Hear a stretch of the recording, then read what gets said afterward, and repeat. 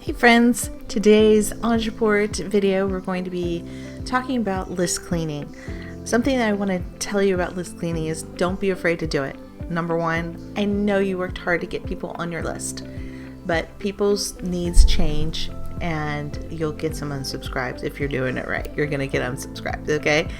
So I want you to think about those unsubscribes just to say you're letting them go, so you can make space for new people to come in. It's a mindset shift. I know when you have quite a bit of contacts and you've worked so hard or ran ads and have been nurturing those relationships and people unsubscribe, you can take it personally. So don't take it personally. It's literally just kind of cleaning things out, clearing the energy, and you are going to bring in new people to replace those who unsubscribed, okay? So it should be a habit that you do. I like to list clean at least on a monthly basis for my clients, and then also if we're doing a big promotional push, I list clean before. Sometimes if it's a very long promotional window, I will list clean in the middle, and then I will list clean after we close cart. So it's just something to kind of keep things moving through, especially if you're doing a long promotion. I always give them the option to unsubscribe from the campaign itself and not from like my entire list, but sometimes people don't know that and they just unsubscribe from all, and that's fine. We're just going to clear the energy. So in order to do this, there's a couple of things I do. I typically do not delete contacts who have paid money, meaning they're a buyer, in the system. I will keep those and they'll just be separate in case I need that for tax record purposes. So like if someone comes back and I need to know that they actually had access to a program, we moved the program, I need to have that record still available. But if no one's spent any money, if they're not buyers, then we can let them go. So let me show you how I would set some of these things up. Right now we're looking at the contact screen. This is just my sandbox account. You can see the columns here, but I'm not seeing the field that we want to see, which is bulk email status. So I'm going to come over to the 3 columns.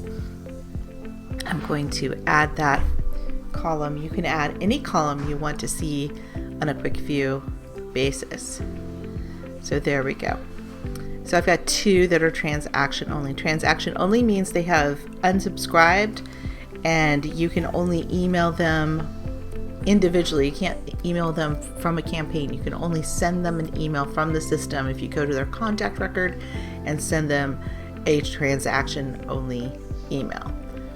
That's like login information, basically. It's not a marketing email. It has to do with a product that they purchased. Okay. So that's step number 1. And you can also always sort by that column alphabetically. It'll sort for you.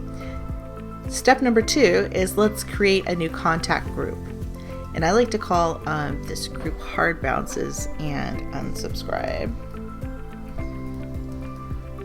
Because typically when someone hard bounces, either they don't have that email address anymore, their inbox is full, they use it just for promotions and marketing emails, and it will bounce back to Ontraport. Sometimes it's a typo. So I check first to see if there's a typo in their email, and if there is, I will fix it, and then we'll try to email them the next round.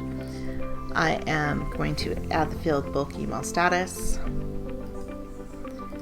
equal to transaction only, and then you can hit this little plus button and do an or hard bounced, either one.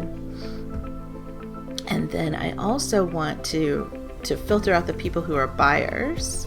I want to say last charge amount is, there we go.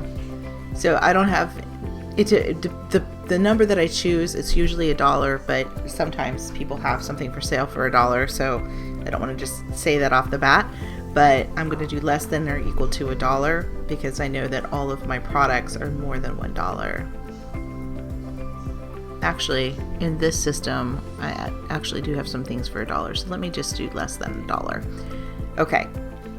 So this looks good to me. If you had a buyer tag, you can also add that to and tag. It's not contain.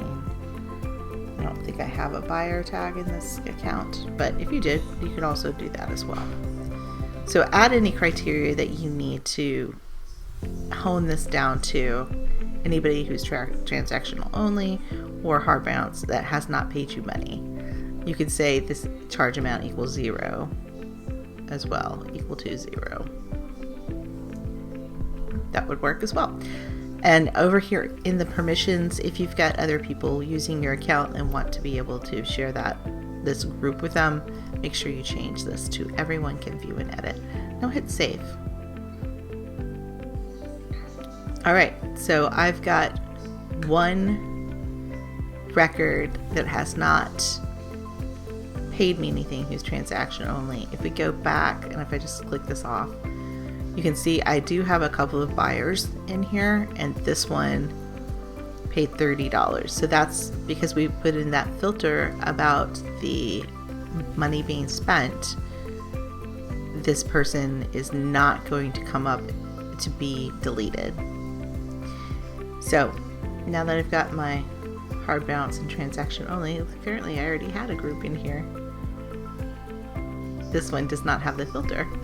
You can see that it's just email status, transaction only, and hard bounce. So I could delete this group and not delete the people. Now I have a better group. All right, great. In order to delete someone, you can export, which I kind of recommend. I always do it just in case something goes weird. You can export that contact and use any of the fields that you feel like you need and just hit export, and it will give you a file. And I always give that to my client before I delete.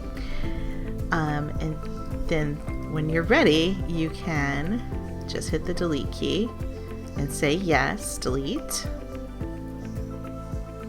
Oh, interesting. It did not ask for, there'll be another pop-up that comes up that this is because it's my Sandbox account. It'll say, are you sure? Type the word delete.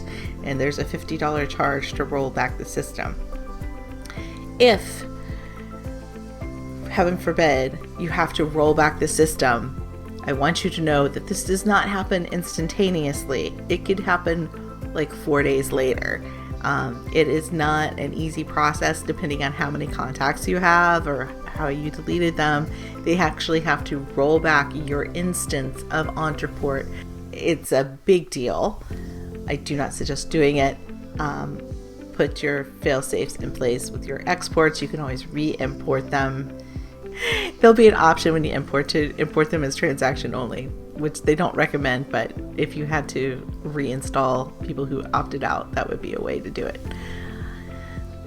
All right, so that is how to keep your contact list nice and tidy. I hope you found this video helpful, and if you're looking to get up and running with your Ontraport system or learn more about how to create an Ontraport system that works for your business, please check out the link below. I'd love for you to join me in my course called Virtually Automate. I teach you all the ins and outs of Ontraport. Thanks so much.